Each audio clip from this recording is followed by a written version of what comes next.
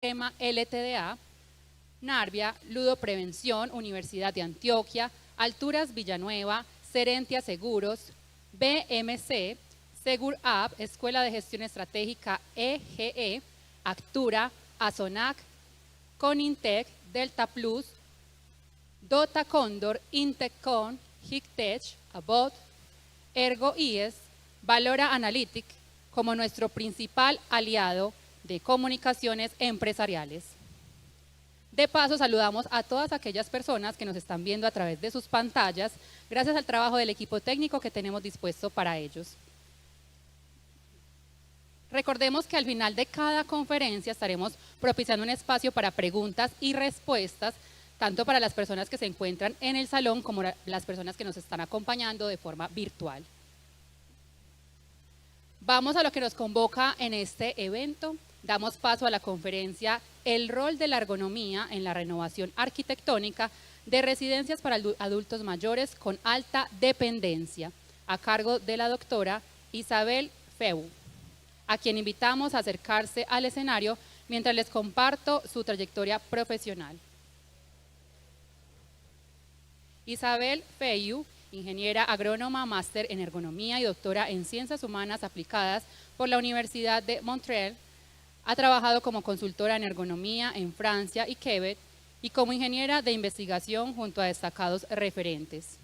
Desde agosto de 2019 es profesora de ergonomía en el Departamento de Relaciones Industriales de la Universidad Laval y desde septiembre de 2024 dirige el máster y el DES en ergonomía.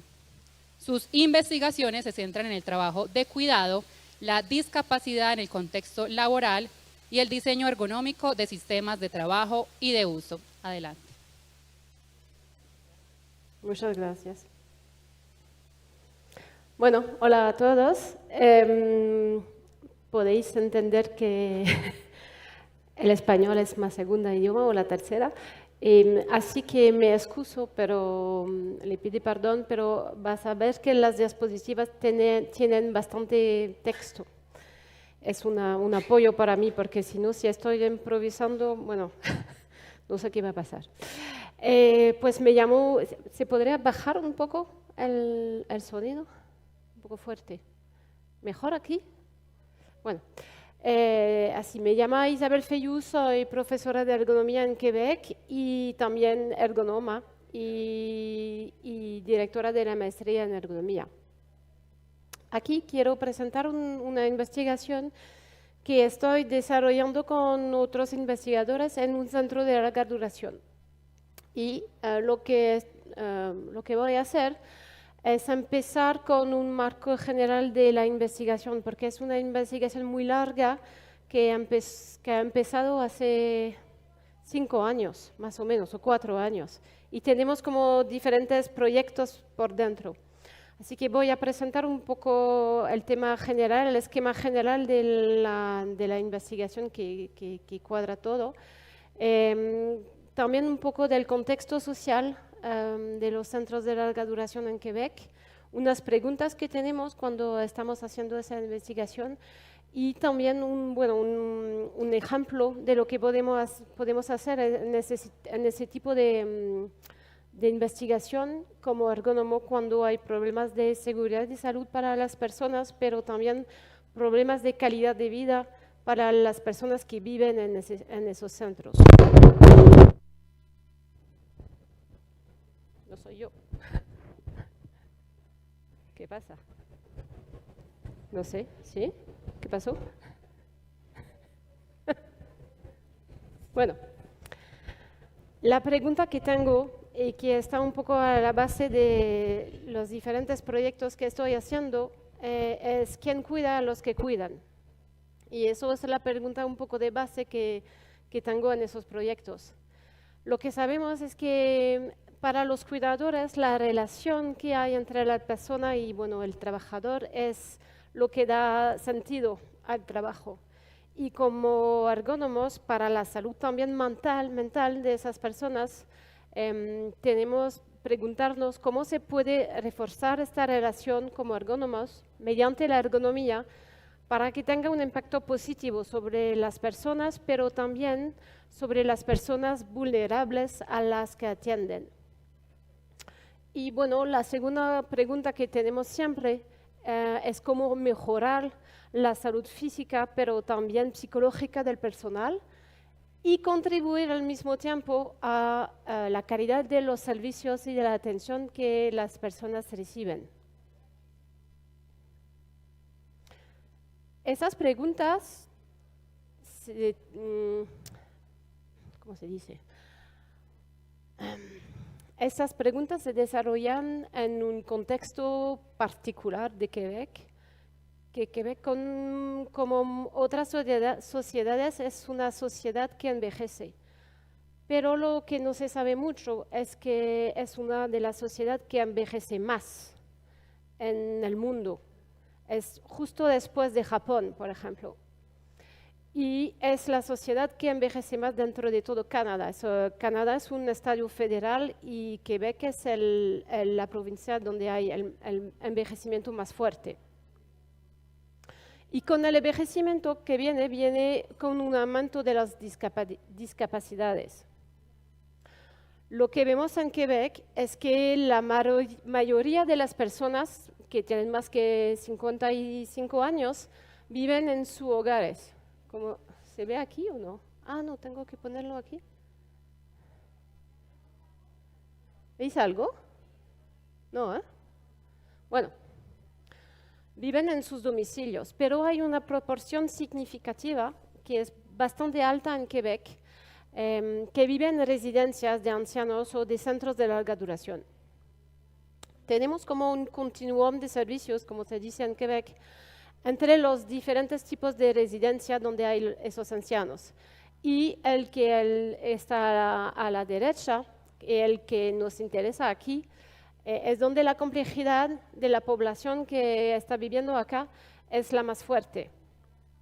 Son centros que deberían ser adaptados para personas que necesitan asistencia. Yo digo debería porque no lo son realmente. Y son personas que necesitan ser cuidados como todos los días y cada hora. Así que se requiere la presencia de enfermeras las 24 horas del día y los 7 días de la semana. Dentro de estos centros hay una parte de la gente que trabaja allá que nos interesa más, que son, y la traducción no es exacta, pero que son los auxiliares de enfermería. Yo voy a decir cuidador porque en Quebec los auxiliares de enfermería solamente ayudan a los pacientes a levantarse, les ayudan a la hora de las comidas y a acostarse, pero no tienen nada de medical como un verdadero auxiliar de enfermería. Para nosotros son dos profesiones distintas, así que voy a hablar de cuidadores. Y son la mayoría esas personas, de las personas que trabajan en esos centros de larga duración. Y tienen tremendos problemas de salud. Tienen problemas de salud, de trastornos musculoesqueléticos y de dolor de espalda. Y el factor causal más importante de esto son los esfuerzos excesivos. Pero también lo que se está desarrollando como tema de investigación y de preocupación son los problemas de salud mental. Porque las últimas encuestas muestran que hay un alto nivel de angustia psicológica dentro de esa profesión también. Y tienen también factores de vulnerabilidad distintos. Es decir, que son unas personas que tienen una edad bastante alta para el sistema de salud. Tienen como 43 años de medida y más. Son mujeres y eso es un factor también que puede contribuir al desarrollo de los trastornos musculoesqueléticos. Hay una cuestión también de etnicidad porque hay una parte importante de esos cuidadores que son inmigrantes. Al principio Haití, después África, pero ahora dependiente de las ciudades, en mi ciudad, por ejemplo, América Latina. Y viven en una forma de precariedad porque el suelo no es muy fuerte y vienen en sitios en las ciudades que no son tan bonitos. Así que esos son factores de vulnerabilidad también que van por afuera del trabajo por sí mismo. Todo esto hace que vivir, pero también trabajar en esos centros de larga duración, viene con muchos desafíos. Primer desafío es que el entorno, la manera de que es construido y su diseño es muy vetusto, muy anciano. Y eso hace que hay aquí factores que tienen mucha restricción para residentes y trabajadores. Por ejemplo, si una persona quiere cuidar a una persona que está en una cama en su habitación, bueno, la habitación es muy pequeña. Así que aun si tienen como una formación para levantar los pacientes sin dañarse, no lo pueden, porque no pueden hacer esto, porque aquí hay otra cosa, acá otra cosa, no pueden girar. Bueno, esas habitaciones que son muy vetustas y muy pequeñitas es un problema para el trabajo de esas personas. Lo que vemos también es una intensificación significativa del trabajo.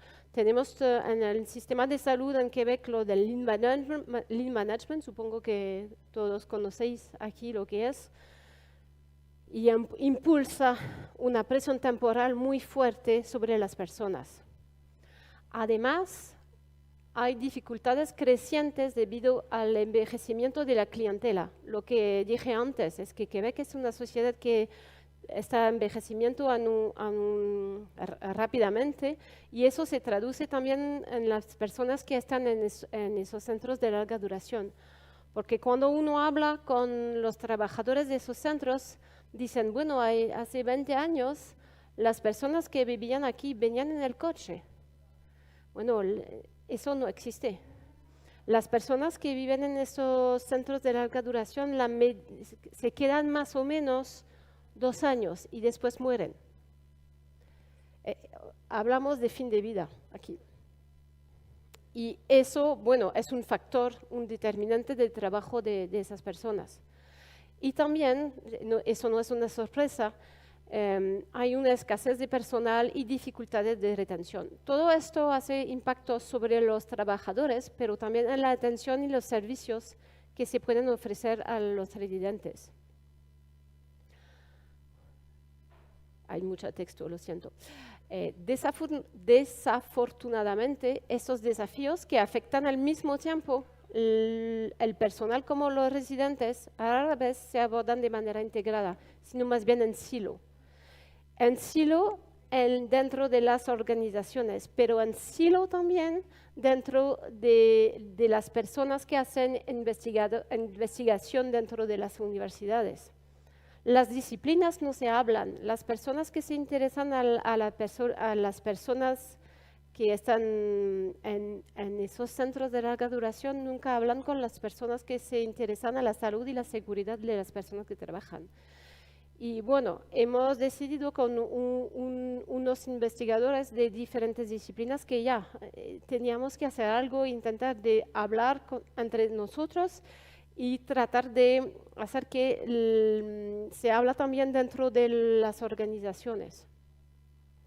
Y eso viene con 2 preguntas. ¿Cómo podemos pensar juntos los entornos de cuidado de vida y de trabajo al mismo tiempo y no de manera separada? ¿Y cómo podemos empoderar las organizaciones también para que sean capacitantes? Voy a volver en esto. Esto lo intentamos de dar una respuesta o de contribuir a dar una respuesta dentro de una investigación que empezamos en 2021 y el objetivo era de hacer como un retrato del existente dentro de la organización. Esa organización es un poco especial porque es una organización que da los servicios a una población que habla inglés y en Quebec hablamos francés. Así que en esa población tenemos las personas que hablan inglés como primer idioma, pero tenemos también casi todos los inmigrantes que viven en Quebec y que el francés es el tercer idioma. Así que cuando el primer idioma es español o puede ser también, yo qué sé, inglés, coreano, bueno, no sé cómo decirlo en español, pero bueno, me entienden. Cuando envejecen se van a ese centro de larga duración. Y es un centro que está muy, ¿cómo decirlo?, que trabaja mucho con su comunidad y eso es bastante diferente. Es como un modelo de anglosaxón, no sé cómo se dice, anglosaxón, donde hay muchos intercambios entre la comunidad y el centro de larga duración. Ese centro se piensa como una extensión de la comunidad. Bueno, hicimos un primer taller en 2021, COVID time, big time, y ese taller era como un espacio de diálogo entre diferentes sectores y diferentes actores. Es decir, que tuvimos trabajadores, gerentes, pero también representantes de la comunidad, representantes de los usuarios de dentro, pero también expertos de afuera o miembros de la comunidad que no tienen nada que ver con el centro, sino que estaban en el territorio. Hicimos todo esto para hacer un retrato y para pensar a qué tipo de intervención podríamos desarrollar para la salud durable de todos, los trabajadores, los residentes, pero también las personas que ayudan y que vienen de la comunidad. Así que es el trabajo, pero un poco más. Después de ese taller, identificamos con la directora del edificio, yo diría, 2 proyectos donde podríamos intentar hacer una cosa un poco diferente, muy participativa y teniendo en cuenta esos diferentes actores. Y eso era una renovación de 2 unidades protésicas. No sé si eso existe aquí, unidad protésica, pero voy a dejar una definición. Y hay otro proyecto, pero no vamos a hablar de este ahora. Y todo esto, los que estábamos pensando en 2021, es que normalmente el centro normalmente estaban esperando la construcción de un nuevo centro. Todavía no, porque ya en Quebec no hay dinero, no hay más dinero. Así que la gente tiene que continuar a trabajar dentro de esos centros muy vetustos. Bueno, ¿qué objetivos teníamos en la investigación? Teníamos como 3 objetivos. Era de acompañar y guiar la gestión de la institución y sus socios comunitarios de larga vista, pero como parte de un proyecto de renovación de algunas de sus estructuras. Y también aprovechando esas renovaciones, pensar quizás a hacer diferentes tipos de prácticas clínicas. Y voy a dar un ejemplo un poco después.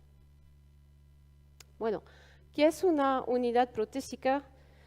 Aquí hay una definición que es bastante nueva, pero que la gente comparte en Quebec. Eso es una imagen de un centro de larga duración que cogí en internet y se ve muy bien el tipo de población que hay dentro de esas unidades. Son unidades que deben reproducir protésicamente un entorno familiar con referencias a aspectos domésticos. Normalmente, la gente no debe sentirse como en un hospital, sino como en su hogar. Debe permitir al residente orientarse y comprometerse con sus hábitos. Es decir, si yo quiero comer a las 2, bueno, normalmente en esa unidad debería poder comer a las 2, aun si toda la gente come a las 12. Debería poder hacer una siesta en cualquier lugar, aun si el resto de los residentes están haciendo otra cosa. Y debe ser un entorno seguro y adaptado. ¿Por qué? Porque ese tipo de población que está en ese tipo de unidad tiene un deterioro neurocognitivo mayor. Y eso puede venir con síndromes conductuales y psicológicos asociados con la demencia. ¿Por qué, por ejemplo, debe permitir al residente orientarse? Es porque, por ejemplo, con Alzheimer, hay personas que necesitan, como yo ahora, caminar mucho. Así que caminan, pero todo el día, y se cansan. Y como se cansan, si no saben dónde están, se ponen nerviosos.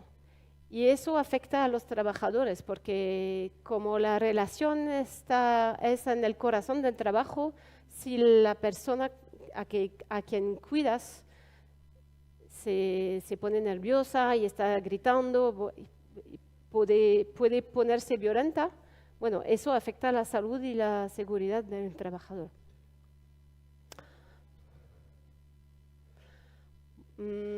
Aquí, ¿quién conoce un poco de ergonomía?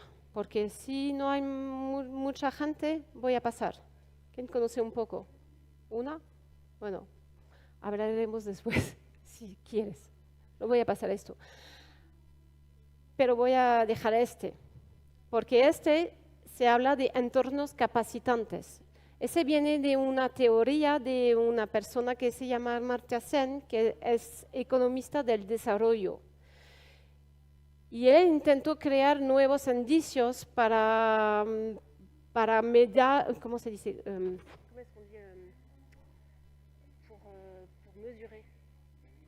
Para medir el desarrollo de los países. Y con esto los ergónomos se sirvieron de esto para cambiar un poco el objetivo de la disciplina. Primero objetivo, que ese objetivo no tenemos de siempre, que es un punto de vista preventivo, que tenemos que trabajar para desarrollar entornos que no sean perjudiciales para el individuo, que preservan las capacidades futuras de acción, la salud física y la salud psicológica. Y si se acuerdan, recuerdan, el contexto social, dentro de este contexto social, las personas tienen muchos problemas de salud física y mental también. Desde el punto de vista universal, es que hay que tener en cuenta las diferencias entre los individuos, por ejemplo. Pero también hay un punto de vista de desarrollo. Esos ámbitos tienen que permitir el desarrollo de nuevas competencias y conocimientos. Y también ampliar las posibilidades de acción y de grado de control sobre la tarea. Eso es más difícil que solamente decir que, bueno, tenemos que contribuir a un entorno que no sea perjudicial, porque con esto estamos viendo la persona en toda su historia, toda su carrera. La método de investigación tuvimos como 3 partes. La primera parte, que es muy común en ergonomía, que ha sido un diagnóstico. Y para hacer ese diagnóstico hicimos muchas observaciones, entrevistas y análisis de datos y de material. Después de este diagnóstico, nos servimos de este diagnóstico para hacer simulación en grupos de trabajos en la fase de diseño del proyecto de renovación. Y para esto hicimos muchos talleres de simulación sobre planos, como macrosimulación, microsimulación y también simulación a gran escala. Es que hicimos una experimentación en una habitación del centro. Bueno, no tenéis que leer todo esto, pero todo esto habla de la participación. Habla del montón de gente que participó en esa investigación. El primer es el grupo científico. Bueno, el segundo es el comité de estrategia del proyecto. Aquí tenemos 2 investigadores, yo como ergonoma y otra en salud y seguridad. Y tenemos también una directora que está justo al director, al presidente de la organización. Es una organización de 17,000 personas. Estamos en una instalación de 300, 400 personas, pero la organización, que se llama el SUS, tiene 17,000. Es decir, que la persona que tenemos en el comité de estrategia, bastante alta en la organización y bastante con poder. Y tenemos algo clásico que no funciona, el grupo de proyectos de renovación. Eso es normal. Tenemos aquí el jefe de proyecto, el arquitecto, el ingeniero y el gerente de las instalaciones. Pero lo que es bastante nuevo son los grupos de trabajo, porque normalmente en un proyecto clásico de renovación de unidad en el sistema de salud, eso no existe. El grupo de proyecto trabaja directamente con el gerente, pero aquí tenemos un ergonoma, una terapeuta ocupacional, tenemos personas del Servicio de Prevención y Control de las Infecciones, tenemos el sindicato, tenemos también personas que representan a la comunidad y a los residentes. Y esos talleres, una vez cada 2 semanas durante 3 meses. Y a veces ampliamos el grupo dependiente del tema. Por ejemplo, si estamos hablando de la comida, la nutricionista va a estar con nosotros en el taller. Eso no es muy común. Unos resultados. Bueno, lo que decía, a la izquierda vemos una gestión de proyecto común, con un grupo de proyecto que está pidiendo preguntas al gerente, que tiene muchas otras cosas que hacer, que a veces no tiene ninguna formación para saber cómo sería un plan de arquitecto, y tiene que responder, tiene una semana para responder, y si la respuesta es mala, well, too bad. Continúan. La diferencia aquí es que tenemos 2 ergónomos que tratan de hacer como una mediación entre el grupo de proyecto, el grupo de trabajo y el comité estratégico. Y eso permite que el gerente hace sus cosas de día a día, que se ocupe del centro y que puede contar con una persona que es capaz de hablar con un ingeniero, con un arquitecto, pero también con un cuidador. Y que pueda ayudar a hacer compromisos si se necesiten. Eso es un ejemplo de medida que hacemos como ergónomos. Esos son los flujos de desplazamiento de los cuidadores dentro de una unidad que existe. ¿Y qué vemos? Vemos, por ejemplo, que aquí es durante la jornada y aquí es de noche. Y de noche lo que vemos, y no entendemos muy bien por qué, es que hay más desplazamiento hasta una habitación en particular en la unidad que existe antes de la renovación. Estamos mirando el comportamiento, pero no sabemos por qué. Tenemos que hablar con los cuidadores, hacer unas entrevistas para entenderlo. ¿Qué pasó? Sí. Con ese tipo de análisis hacemos ese tipo de tabla, ¿se dice? ¿Tabla?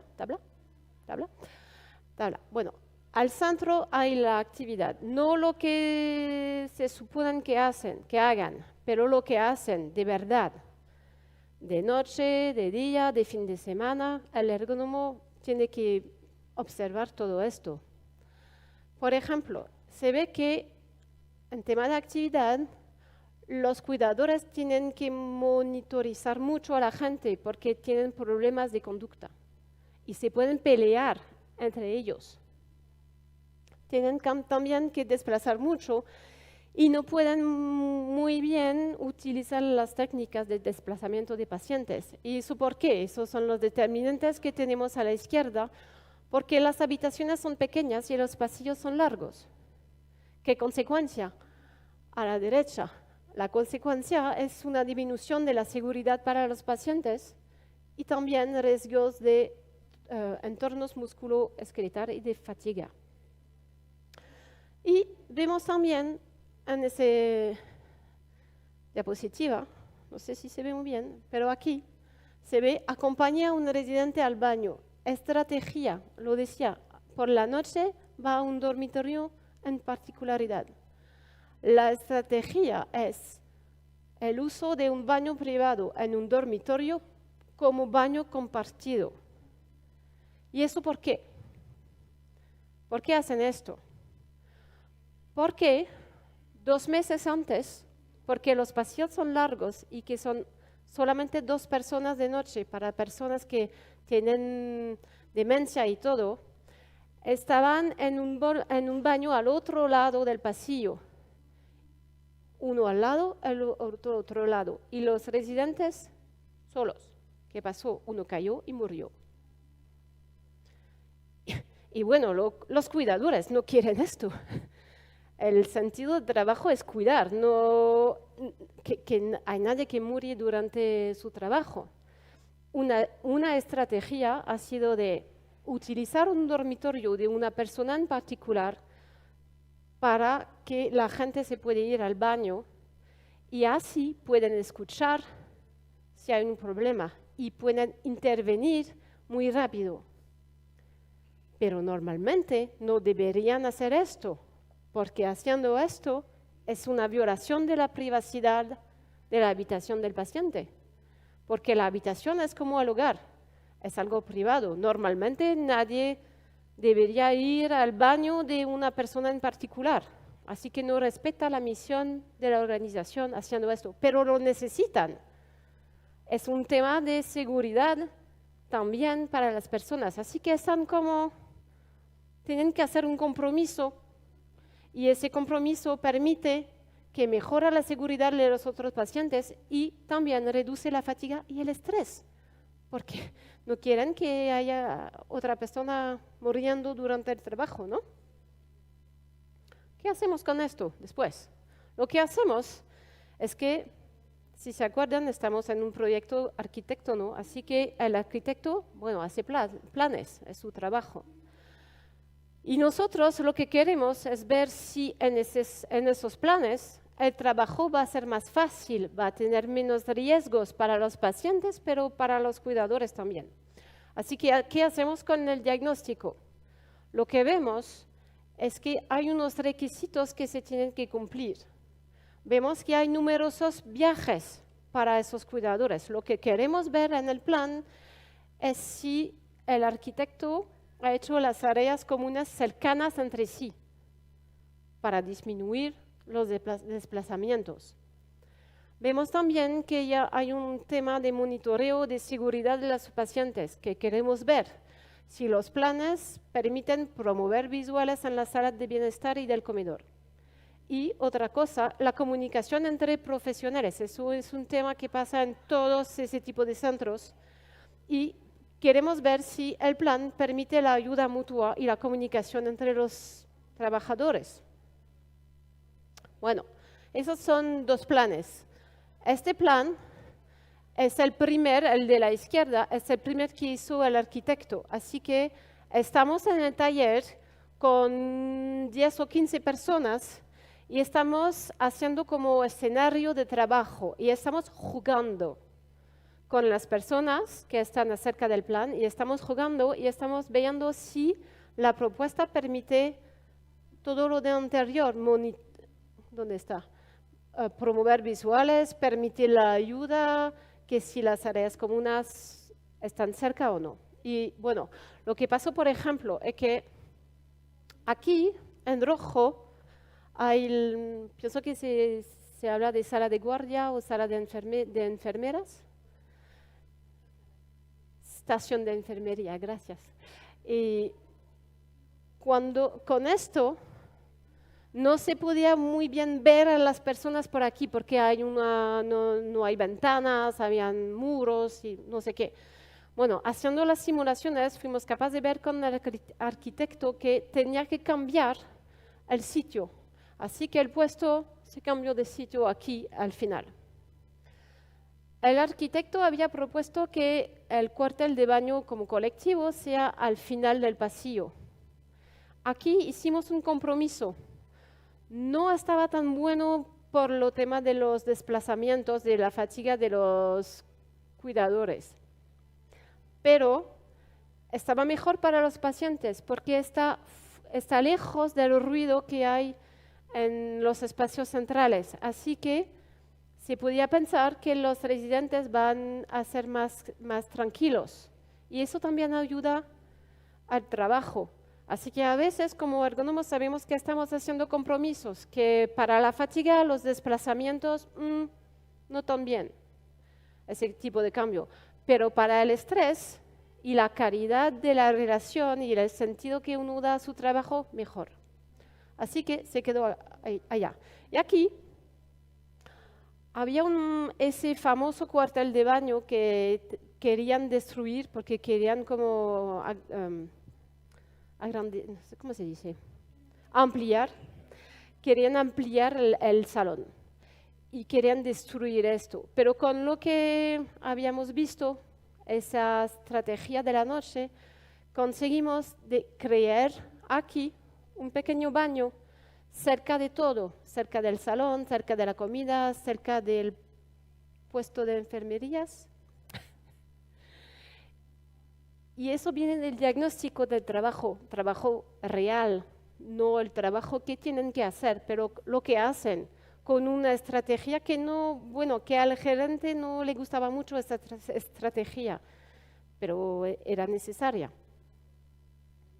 Después, una vez que habíamos cambiado un poco esto, hicimos otro tipo de simulación más adentro de los espacios. Y vemos también que dentro de esos espacios hay necesidad de hacer unos movimientos, entrar, girar, salir de los espacios. Que queríamos ver si todo esto era posible con los planos. El impacto en el concepto del arquitecto era tener suficiente espacio por ejemplo, para un paciente en silla de ruedas y el trabajador para entrar, girar, guardar la silla de ruedas durante la atención, no verse obstaculizado durante la atención, una cosa de visual. Y también queríamos que se pudiera tratar al paciente con dignidad cuando uno tiene que desvestir, lavar y vestir. ¿Por qué esto?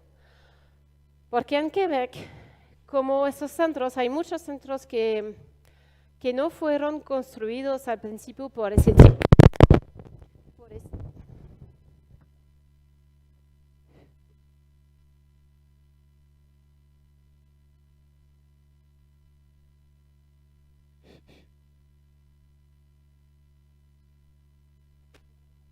No sé. O dame un micrófono así.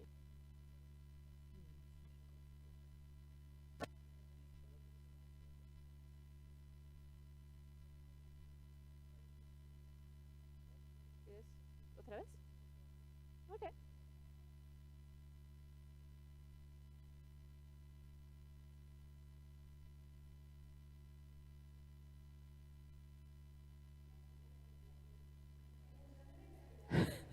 Funciona. Funciona mejor en la sala de allá, ¿no? Es difícil porque estoy oyendo y tratando de hablar en español al mismo tiempo. Lo siento, es un poco difícil. Bueno, el otro, por favor.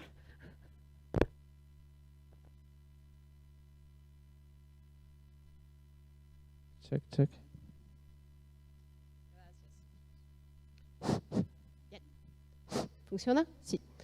Bueno, ese tema de tratar al paciente con dignidad durante la acción de vestir, lavar y vestir. Lo que estaba diciendo es que en Quebec, como es muy vetusto, esos centros no fueron diseñados para ese tipo de población.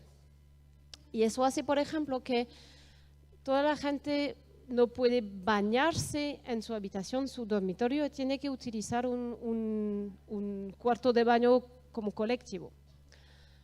Pero esos cuartos de baño son pequeños. ¿Qué pasa? Y que son pequeños, no tienen calefacción directa de aquí. Y las personas en esa condición necesitan calefacción porque si no se enfadan y se ponen nerviosos y bueno, y estrés para la persona, para el trabajador y todo. Así que, ¿qué hacen las personas en Quebec? Se ve muy frecuente. Es que van a desvestir la persona dentro de su habitación, ponen la persona sobre una silla de baño desnuda, con algo alrededor para que no tenga frío, va al cuarto de baño, da el baño, seca y vuelve. Bueno, a mí no me gustaría ser desnuda y pasear aún con algo alrededor dentro del pasillo para tomar mi baño. Eso no respeta la dignidad de las personas. Y eso no gusta, a los trabajadores no les gusta.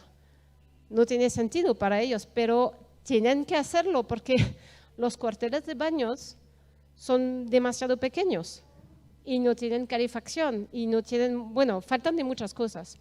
Y así que queríamos ver si con los nuevos planos se podía cambiar esa práctica clínica. Eso es un diseño, una foto de un diseño que el grupo de trabajo hizo con los planes del arquitecto. Es interesante porque se ve un poco el proceso de ideación durante el taller.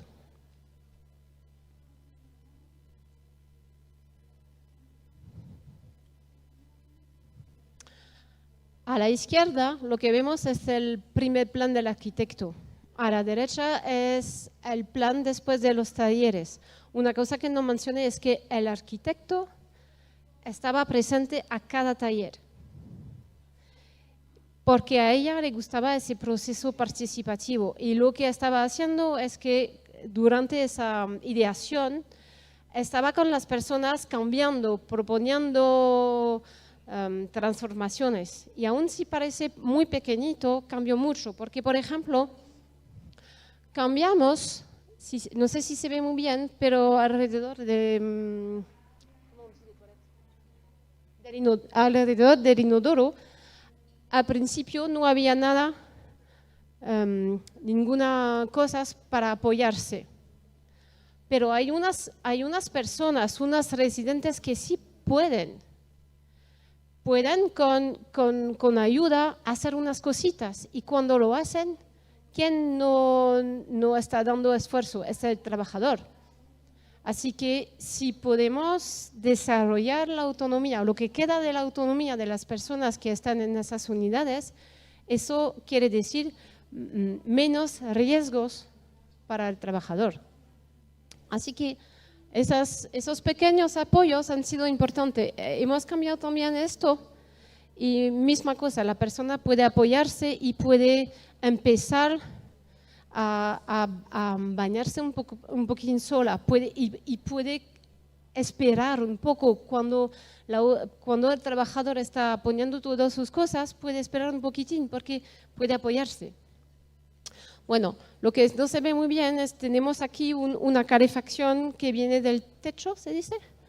Y que permite que la gente no tiene frío, así que se quedan tranquilos. Y última cosa es aquí, que es una cosa que hay en el techo y que permite a la persona, que permite al trabajador mover al paciente sin hacer esfuerzo. Pero en el primer plan no había esto y lo pedimos, lo logramos y no ha sido fácil porque cuesta bastante. Pero diciendo que eso iba a ser una cosa importante para la salud y la seguridad, pero también para el bienestar del residente, lo conseguimos. Así que aquí se ven un poco los cambios que los grupos de trabajo hicieron con el arquitecto y el ergónoma. Pero después se trata de renovación, no de algo completamente nuevo. Es decir, que no estábamos muy ciertos de que se dice que no estuvimos ciertos que vamos a tener bastante espacio para las personas para trabajar en ese sitio, porque en un plan a veces piensas que bueno, todo parece bien, pero tenemos que experimentar a veces. Así que hicimos unas simulaciones como experimentación en un dormitorio del centro y con unos actores, uno era la ergonoma, la otra el terapéutica ocupacional, habían unos cuidadores también.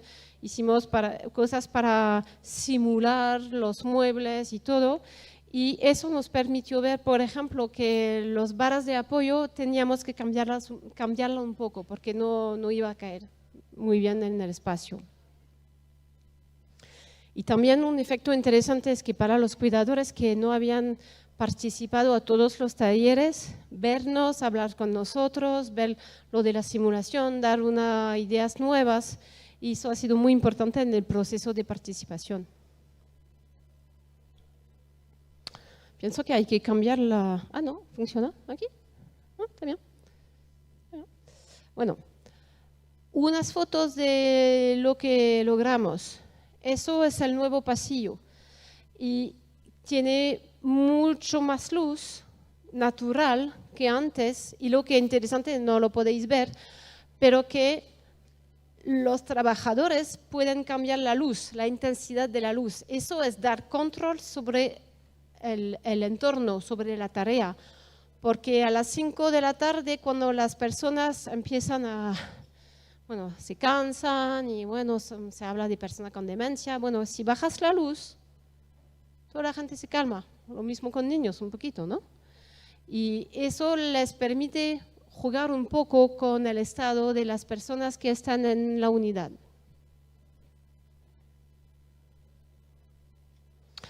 Aquí vemos el nuevo cuartel de baño, cosa que parece, que se tiene que explicar, es que, por ejemplo, aquí se ve, hay una cerámica azul. Y eso ha sido una decisión con la terapéutica ocupacional, porque hay un contraste entre la pared y el inodoro, se dice, ¿no?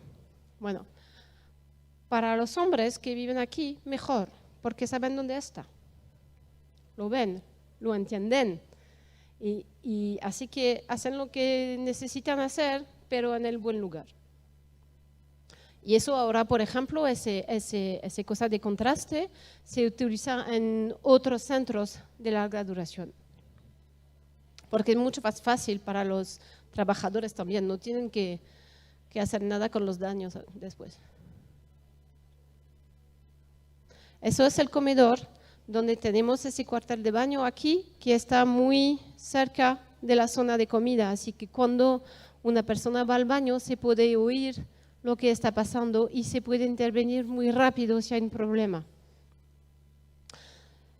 Y una cosa que parece muy sencilla, pero en los primeros planos, porque no era como una necesidad al principio del centro, no había nada para lavarse las manos. Pero en ese tipo de centro de larga duración hay que tener un poco de agua cerca del comedor, porque siempre hay daños y porque hay que lavarse las manos. Y también tenemos un marcador con la escoba y cosas para limpiar, que no existían antes. Esos son pequeñitos detalles, pero muy importantes para el trabajo de día a día. ¡Wow! Eso es otro mundo. Lo siento. Evaluación del impacto está en curso. Hicimos unas observaciones una vez que la unidad abrió. Y lo que vemos, por ejemplo, es que la experiencia gastronómica es mejorada con las renovaciones. Y eso era un punto muy importante para la organización. Vemos que los residentes están más tranquilos en el nuevo entorno. Las personas de la farmacia nos dijeron que habían bajado todos los medicamentos para esas personas, que no lo necesitan ahora. Bueno, sí un poco, pero mucho menos. Y eso es un efecto muy importante.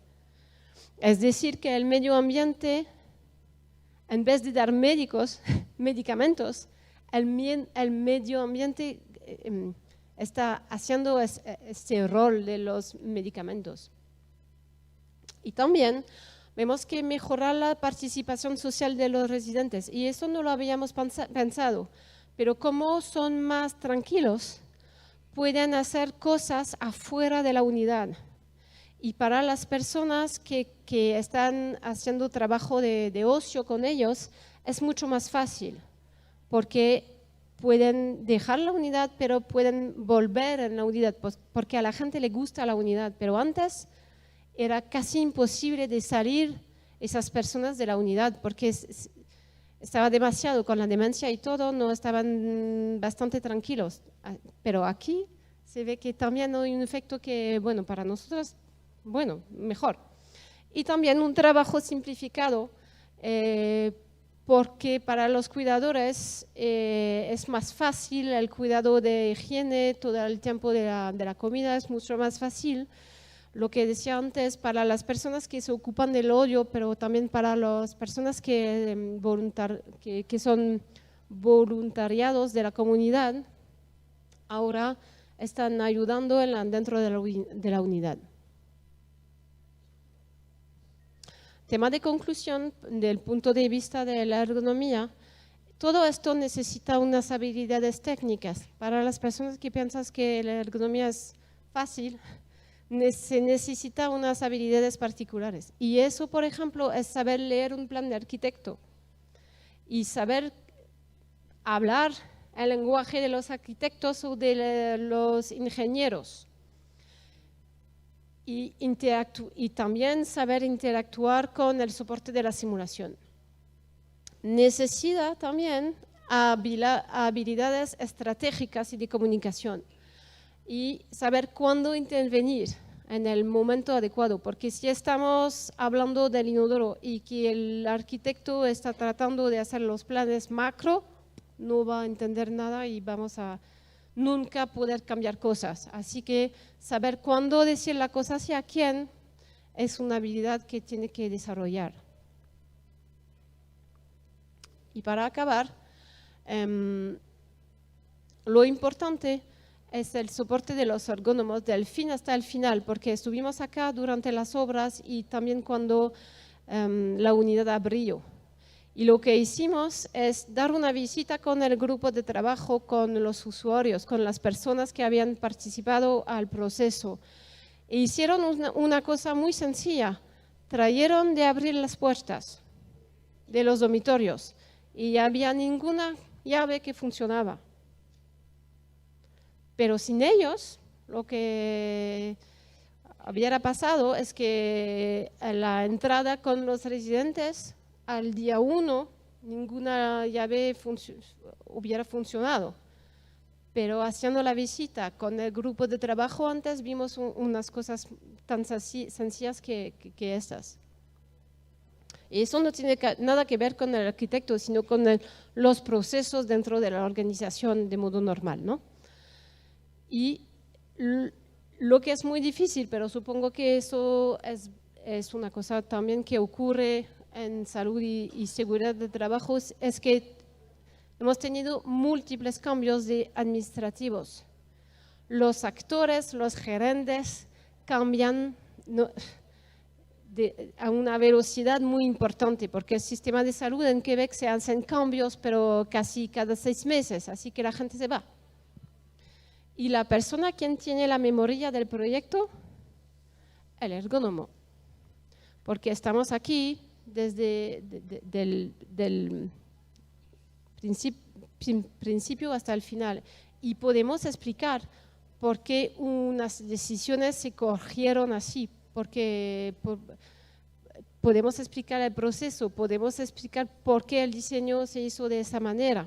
Y podemos también educar y formar a las personas para que entiendan esos compromisos. Bueno, yo diría que eso es la conclusión. Ups. Muchas gracias para todos.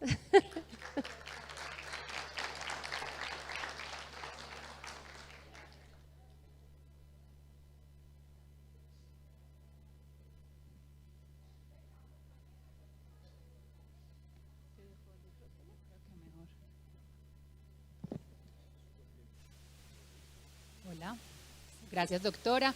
Vamos a tener un receso de 10 minutos, volvemos nuevamente a las 2:40 y los invitamos a seguirnos en nuestras redes sociales, Facebook, Instagram y LinkedIn, como la corporación SOA y también en Spotify como Voces de Prevención y en nuestro canal de YouTube.